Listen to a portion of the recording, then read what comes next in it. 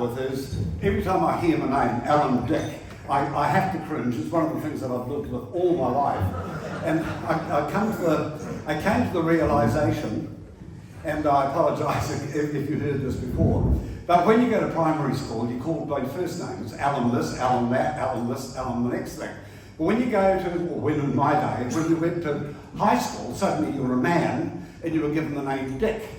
And when I was called Dick, all the other kids sniggered, and I really didn't know what they were sniggering about. But anyway, I got from it was the second year at Tech, Canterbury Technical College in Dunedin, and I hated the place except I liked my art class on Friday afternoons. And the art class was on the other side of the girls' quadrangle, and it was at 1:30 on Friday afternoons. And I had my little attaché case, and I was keen to get to the art class. And boys were kept separate from girls, except like this sort of thing when I had to go across their girls' quadrangle.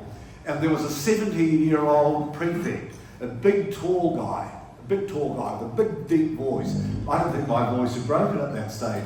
But anyway, I was sneaking across the girls' quadrangle with my little attaché case, hoping that the girls wouldn't see me and nobody would see me. But this prefect saw me, he bellowed at the top of his voice, "Dick, where do you think you're going, Dick?" And I said, he called him sir, "I'm going to my art class, sir." And he said, art class? If you make a mistake and you've got a rubber on your dick." And that was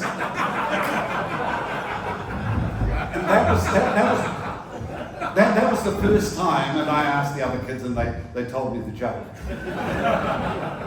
I don't know, am I a petrol head? I don't like the term petrol head, but I certainly like cars, and my attitude towards cars has changed over my life. It certainly has. I started off, I see the hot rod top is represented here. I started off at 15 and 16, all I wanted was a hot rod. But instead, a mate and I got this is 1955, and a mate and I bought this 1914 Ford Model T. And I lived at Brighton, my parents had a shop at Brighton to sell Dunedin. And as his idea, we bought this Model T for 25 quid off a farmer, and we did it up. And we went to Queenstown that Christmas, first time away from my parents for holidays, fantastic time. So anyway, I borrowed £12 tin off my mother and father, it was just 25 quid. And off we went on his father's BSA Bantam motorbike. It was the middle of winter, and we had to go to Hindon, which is up near Middlemarch. And the two of us on this little Bantam, and the Bantam made hard work of it. But we got to the farm, and here's this Model T. It's green with moss. It didn't have a windscreen. The windscreen was broken. A tree had fallen on it, but the radiator was okay. It didn't leak. But we cranked it up and got it going. And I was going to ride the motorbike home, the Bantam home, and Ray was driving the Model T. We got about 10 miles, I suppose, away from the farm. And Ray didn't have a hood on, of course, it was just an open Tourer. 1914, brass radiator. So anyway, we stopped and Ray said, let's put the Bantam, you can lift the Bantam up, two people. So let's put the Bantam in the back of the Model T, and we'll both share driving, okay. So we put the Bantam in the back, it was too much for the rotten wood, and the back of the body from the front seat fell off on the road. So what are we going to do? So we scratched our heads and I said, throw it over the paddock here, and we can build a new one out of 2 by 1s and plywood between now and Christmas. So that's what we did. But we had a fantastic holiday, learned all sorts of things about life as much as cars. Actually, the old girl didn't really give us any mechanical trouble, but you couldn't buy tyres for it was a 23-inch rim, I think, 21, and you couldn't buy tyres for love and money, so we had to stitch up the cracks in the sidewalls and all sorts of things. But anyway, the Model T, I carried on at school, and then I left school and didn't know what to do. So I went to work for a stock firm and saved up enough money, and this is when my hot rod dreams are going to become true. I got into the Ford V8 world, and I tell you what, they give you trouble. You could never ever afford a good one. You had rotten old ones all the time, and you're always fixing them. And I tell you what, I can go to bed at night thinking about things, and I can go through and I can tell you the size of every nut and bolt in a Ford V8. The distributor was held on, it was a funny crab distributor down the front of the motor, and you had put it on and had and then you held it up against the front of the block just below the water pumps, and then you turned the rotor inside until it clicked and went into place. Then you got these 3 half-inch bolts and you put them in half-inch. Carburetor was held on with half-inch bolts, the fuel pump was held on with half-inch bolts. Most bolts were either half-inch or 9/16. The biggest ones were 11/16 with the cylinder heads. Enough of that. But I love cars. I love cars, and I've got to say that I like older cars more than I like new cars. A lot of my mates here, they would talk about the latest this and the latest that. But all I wanted to do was I wanted to look at. I love 1930s American cars, all of them. I loved them all, although Ford V8 was definitely my favourite. But then I went to a Dunedin Festival road race, and I got bitten by the motor racing bug, I've got to say. And fast forward to 1963, and I was still working for the stock and station agent company, but really what I wanted to do, I wanted to go motor racing, but I knew that I couldn't afford it, so the next best thing was to write about it. So I joined the Otago Sports Car Club because they were looking for an editor for the club magazine, and that gave me my entree into the world of motoring journalism, and I learned a lot. And that was 1963, 1966, I was confident enough to do an annual, that's a once a year magazine book. It was a booklet. On the New Zealand motor racing season. So again, Mum and Dad, I've got to say that I'd worked hard in the shop, and so I didn't really mind. And I said, I want to do this magazine, can you lend me some money? So they loaned me the printing bill, the cost of the printing bill, and I produced this magazine called Motorsport 66, New Zealand Motorsport 66. And it sold reasonably well, certainly enough to wash its face, as they say these days. But it was purely and simply motor racing, and I followed from Pukekohe, Levin, Wigram, Teretonga, Waimate. That's basically what it was. But it fulfilled me. It gave me a fulfillment, I've got to say.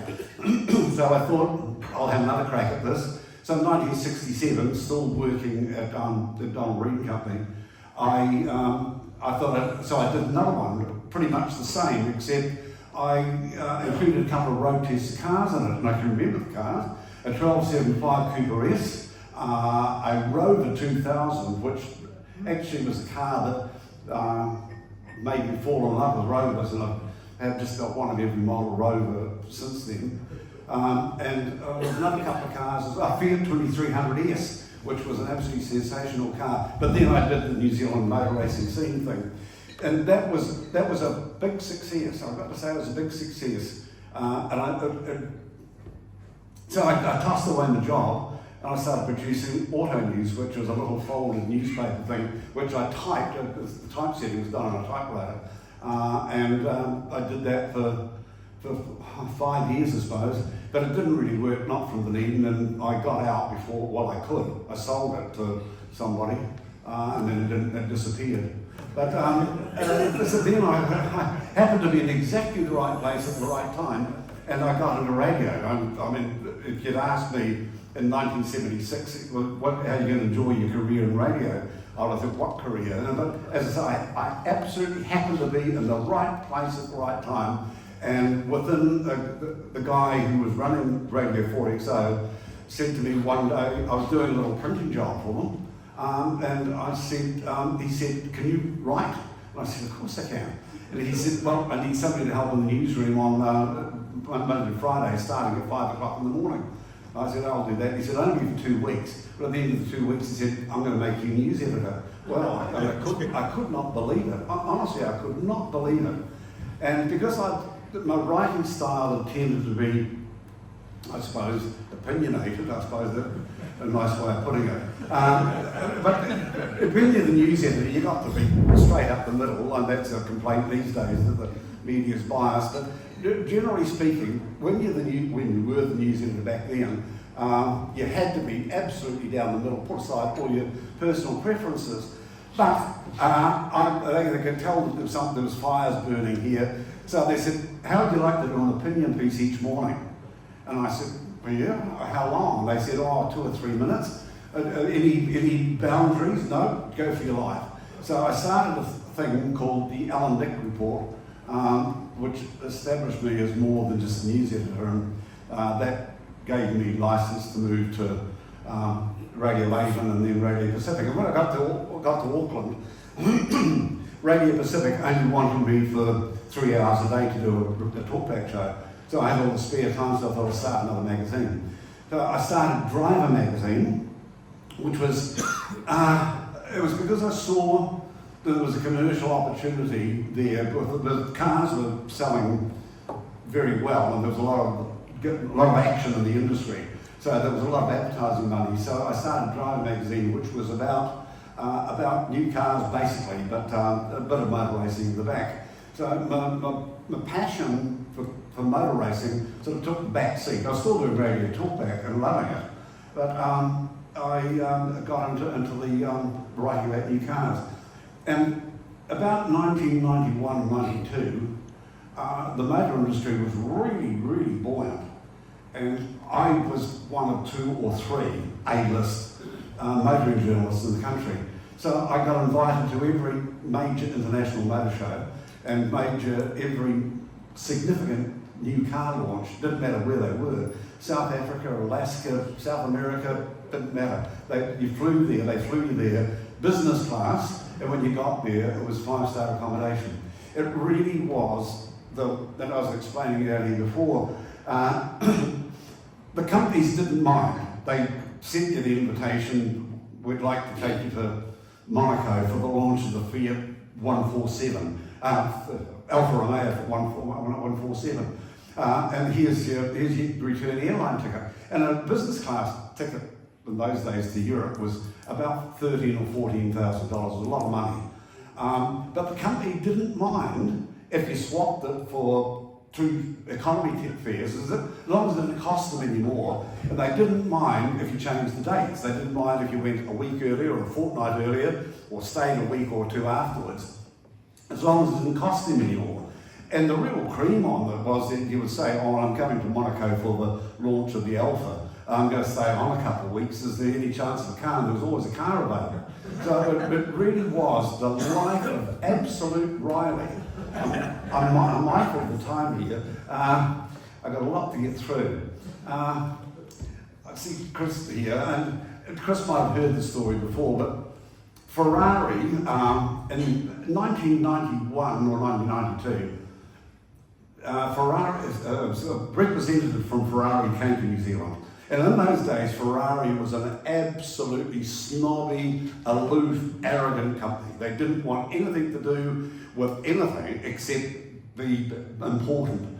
Anyway, Tim Bailey was the guy in Auckland Continental Car Services who looked after Ferrari in New Zealand. He rang me, he said, this guy's here, excuse me, would you like to meet him? So I went to meet him, and he said, anytime you get to Italy, you give me a call and I will give you a tour of the factory.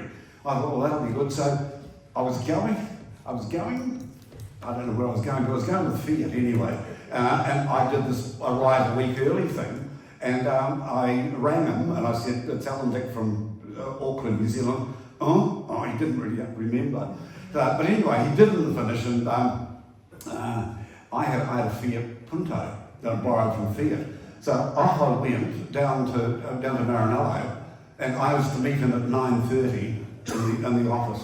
Then I walked into the reception area, and there was a great big, enormous wall-to-wall photograph of Chris Amon, New Zealander Chris Amon, driving a Ferrari. It's a famous photograph. He's on full opposite lock, and it's a wonderful photograph.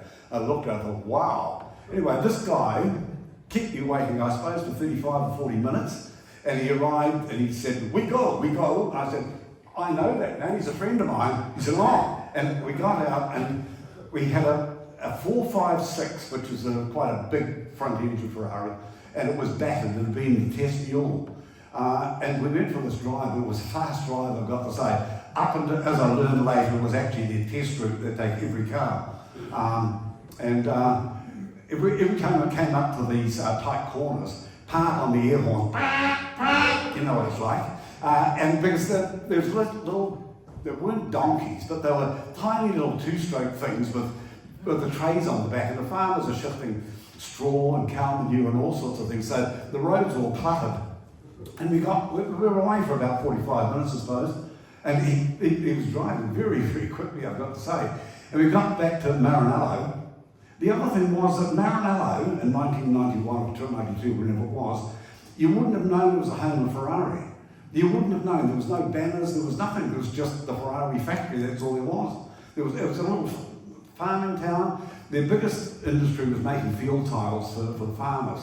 But anyway, we arrived back at Maranello, and he said, we go to the track, so we went to Fiorano. And now they've got a bridge in the middle where you drive instead of, but in those days it's figure eight, so the track actually crossed. But I'll tell you what, I've done a lot of miles and I've driven quite quickly myself, but this guy on the track, I suppose he knew it pretty well. The guy was on full up his rock all the way around, things howling, but it was also the Formula One test day. And we were passed by Formula One cars. And the drivers were Gerhard Berg and Jean Lacey, I remember that. But I didn't get to meet them. But anyway, that was, we got back to the factory and he said, no tour, we have a new car coming, no tour. So goodbye, Charles. Off he went, and that was me. I left to get back into the Punto and drive back to where I was going. I can't remember where I was going. However, my career ended, that part of my career ended in 2005 with the launch of the Ferrari 458 Italia, and a week later I was in Bariloche in the Andes, South America, for the launch of the Volkswagen Amarok pickup truck. But anyway, I got an invitation to go to the 458 launch, and it was chalk and cheese. They were pleased to see me, not just me, but they were pleased to see, there was a small group of journalists, and we just got, they built a little hotel at the top end of the town, Ferrari Village, Maranello Village they called it. It was a lovely modern little place, but again, you wouldn't really, it was modern, but you wouldn't have known that it was Ferrari. But the town itself had changed dramatically. Everywhere you went, there was Ferrari shops, there was all sorts of things you knew. And I spoke to somebody and they said, test days, the word gets out, and although Fiorano is back behind some buildings, there's enough gap between the buildings, the town just bulks up. People cramming every possible vantage point just to see these Formula One cars go boom, boom, past the gap in the building. But anyway, we had they really looked after you. It was just different altogether. They were really welcoming. And in this hotel, you could hear from about 8 o'clock on or 8:30 on every day. We were there for 4 days. You could hear the cars, being complete cars, leaving the factory and going on the circuit up around the hill, and you could hear them change gear in about the same place every time. They've obviously done it a lot. But, and I suppose there was a new car about once every 45 minutes or so, I suppose, it might have been an hour. But then they took us to the factory and showed us through where they now store cars. And it's in an old part of the building. It's got a glass roof, and the man said Allied bombs came through there during the war. But anyway, so then we went to the circuit, and no, we didn't. We went to the circuit, and they had about 8 or 9 of the 456s lined up there, and there was 2 people to a car, and I got hooked up with an Australian, I think, yes. And off we went. He drove first, and we went on this route. We have the instructions, of course. We went on this route, which they all went on. They could hear them, and we got halfway, and we swapped over. So I'm driving this new Ferrari, and we're coming down the hill back towards Maranello, and we came to another small village. And I looked in the rear vision mirror, and there was a Renault following us, and there was another car behind that. I couldn't see. But anyway, I tapped the brakes a couple of times, and this is a pedestrian, going to walk across the pedestrian crossing. So I tapped the brakes and slowed up. It wasn't a dramatic stop, and I just cruised to a halt, and the man waved to me as he went across the road. And the next minute, he pulled his hat, he had a hat on, pulled his hat down, scarpered, and I thought, what's going on? Next to heard the shriek of tyres, and I got whanged from behind, and I got shunted about 20 metres down the road. And I got out and had a look in the back bumper bar. hanging off, and the Renault had been hit by a BMW 5 Series who hadn't stopped, obviously. So I got on the phone, the Australians said, so what are we going to do? And I thought, well, better ring. They'd given us a phone in case something went wrong. So I rang back and got this woman who was the sort of coordinator. I said, it's Allan from New Zealand. I said, I'm in this village, I don't know which one it is. She said, oh, it'll be such and such. I said, yes. And she said, it doesn't sound as though it's your fault, Mr. Dick, but you must get the insurance documents signed before you leave. And I said, how do I do that? And she said, oh, you will find a way. And I thought, will I? So I went back to the Australian and he said, what did they say? And they said, we've got to get the insurance documents done. And he said, exactly what I did, how do we do that? And I said, we'll find a way. But this time, quite a crowd had gathered, and the next minute, across the road came this little bloke. He's got a little short raincoat on, he's belted, he's got a little trilby hat on, he's got a briefcase under his arm, and he undoes the briefcase, puts these documents on the bonnet of the BMW, and starts filling them in. And he said, are you the driver? And I said, yes. He said, do you sign here? I said, who are you? And he said, I'm the insurance man. I said, where on earth did you come from? And he said, it's my office over there, and the man driving the BMW is my client. So anyway, then we went back to Maranello, and they had two cars they let us go up and circuit on. And there was absolutely no palaver about it. There was no running through the rules, there was no, you must wear a crash helmet. And I was there, and I sat on the very seat in this workshop where Michael Schumacher sat for year after year after year, and that was part of his secret. He would sit there with the mechanics as they worked on the cars. That was part of his absolute dedication, what made Michael Schumacher so incredibly successful. So anyway, they said the only instruction was, you've got, I think it was 4 settings of traction control, stability control. We recommend that you start off on the lowest one, and as you gain confidence, take them off. But of course, what did everybody do? And there were spins all over the place. I was guilty of it. But that was an absolutely sensational experience. I was the first person to have a crash in a Ferrari 458. 458. I was also the first person to have a crash in a Jaguar XK8. Now, I just got to say that it was really nice to see Harry Dienhoven and Gary. I've known these two people for a long time. And I heard you mention David Overend before. Now, I think that David Overend briefly had a classic car magazine, just for a very brief, there might have been half a dozen issues of it before he left Auckland. I'm pretty sure it was David Overend. But anyway, I went to this is another one of these,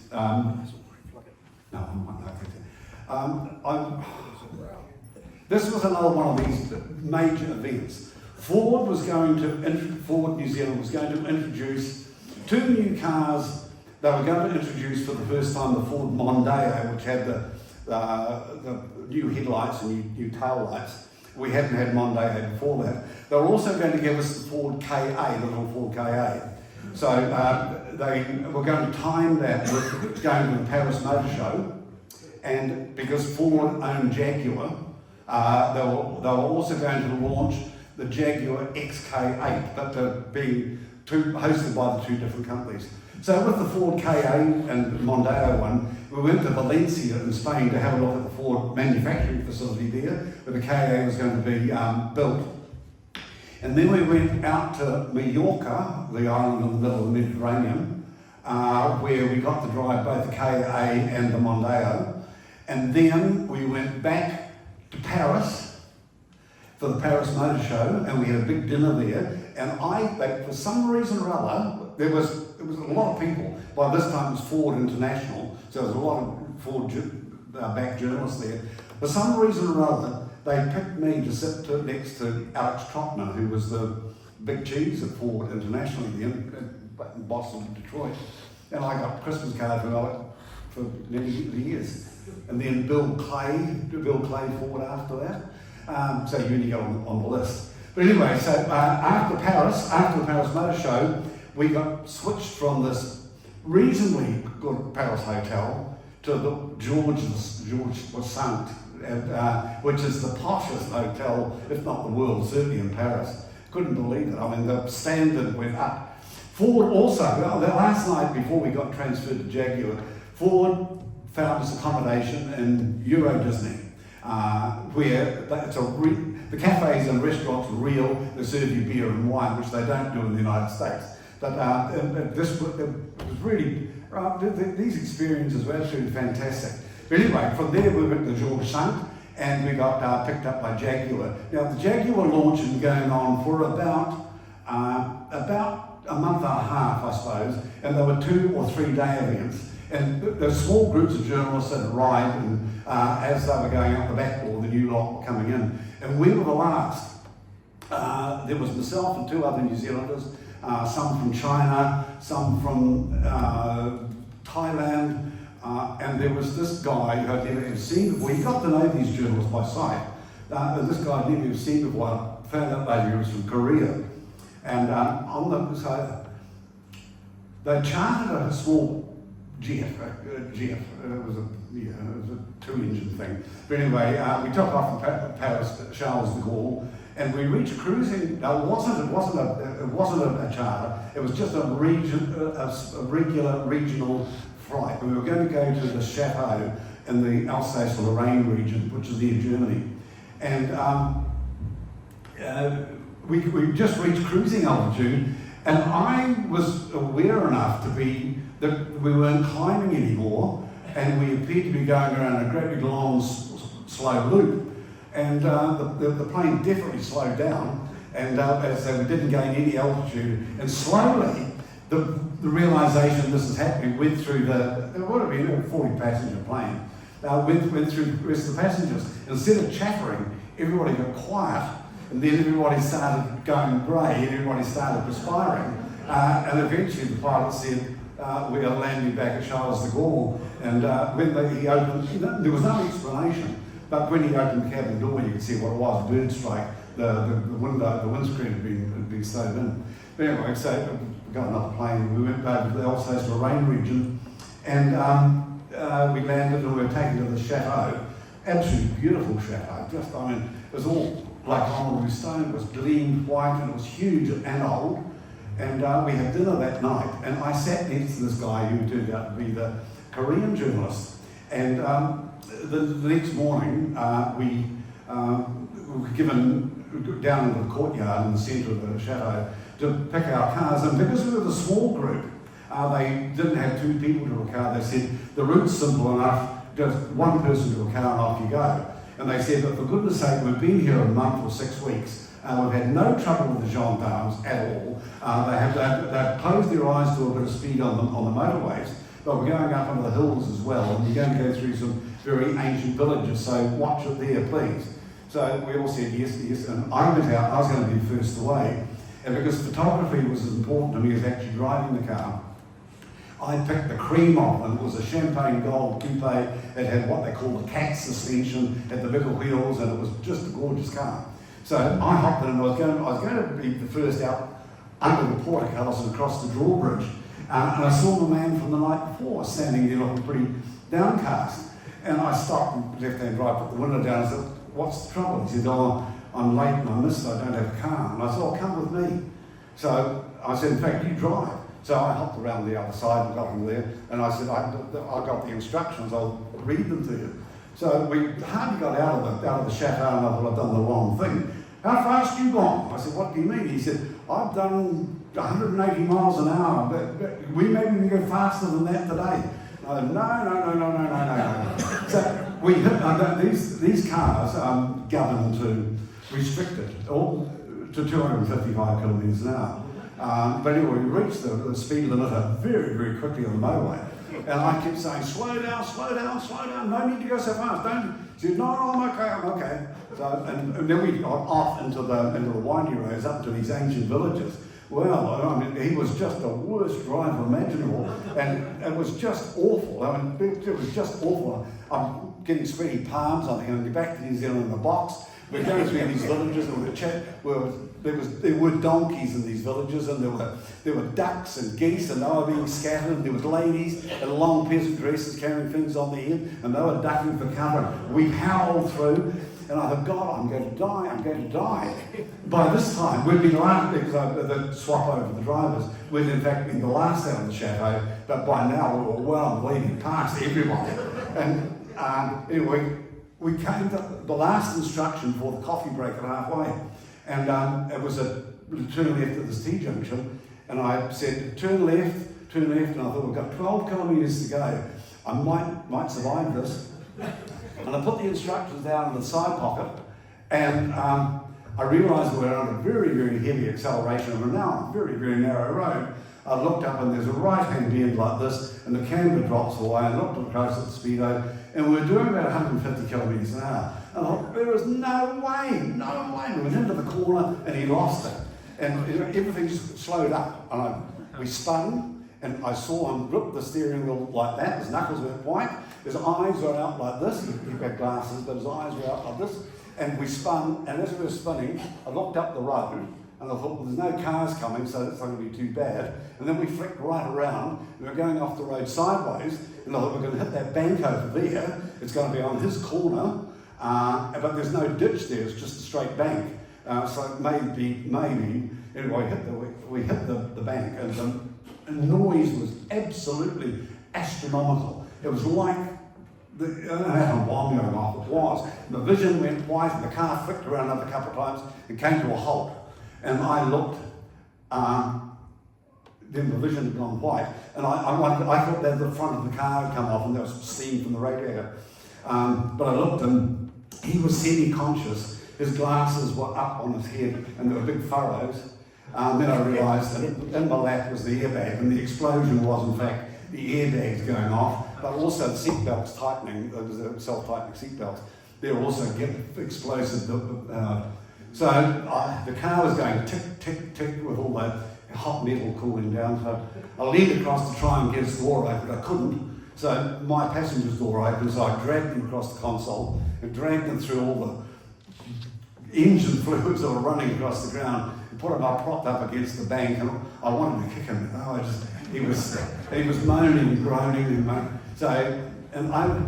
The other Jaguars started arriving, and there was quite a gathering of us, I've got to say. There's no socialising, but I got the camera bag out. The camera bag had been full of the lenses and notebooks and bits and ballpoint pens and everything like that. It hadn't been zipped at the top, but the centrifugal force was such that everything came out of the camera bag. It just flung all around the inside of the car.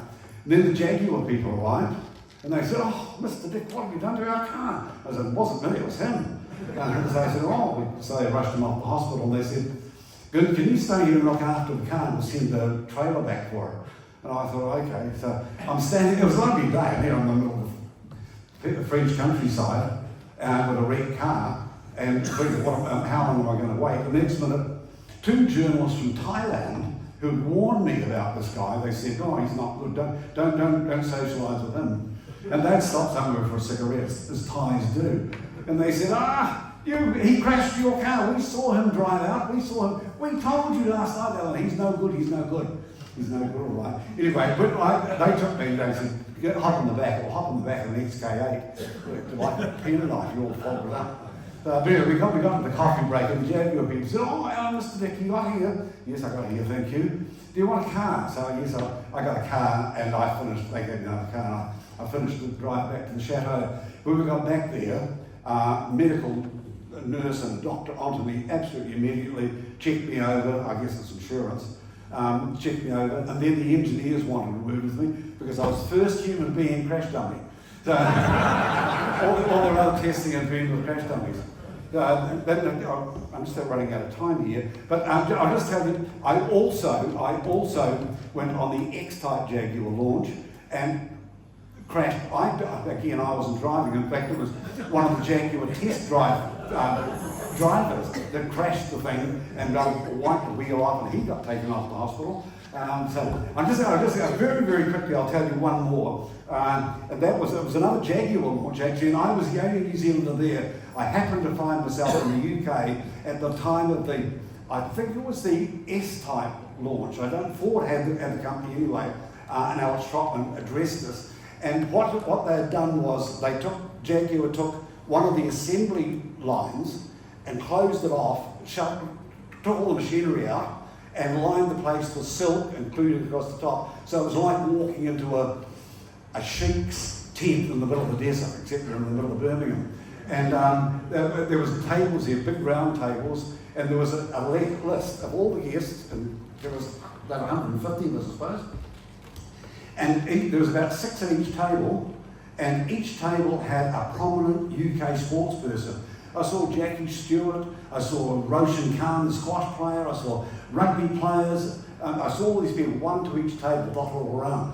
And because I was the only Kiwi there, they didn't know what to do with me, so they put me right across the corner with a group of Asian people who didn't speak English and they didn't talk to me, so I was quite lonely. But I couldn't recognise a sports person. There was a spare seat, and eventually it was taken. This woman came along. She was a very attractive woman, and she would be about 45 or 50, I suppose. And she smiled at everybody, and she's sitting right opposite me. And I thought, God, I know her. She's got a pub. She's got a pub. Now I know her. God, I know her. She's got a pub. Is she from Dunedin? She's got a pub in Dunedin. It was very vague. No, it's a pub in Auckland. No, it's Dunedin. Mine in Christchurch. God, I know her. I kept it. She wasn't talking because the Asians weren't talking to her. They didn't speak English. And I was just going to get up and walk around and say, I'm glad I'm not the only New Zealander here. And the next minute, a couple of ladies from over on this other table came across and got a cover autograph. And I suddenly, with that, I realised who it was. It was Rita from Coronation Street.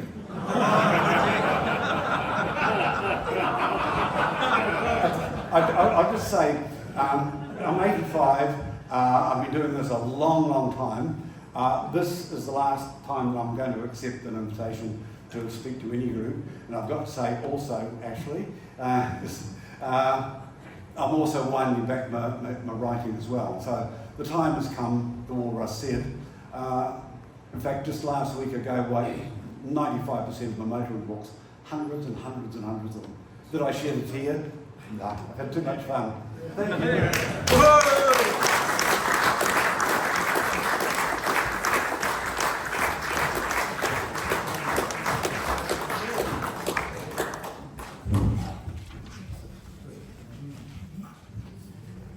How do you follow that?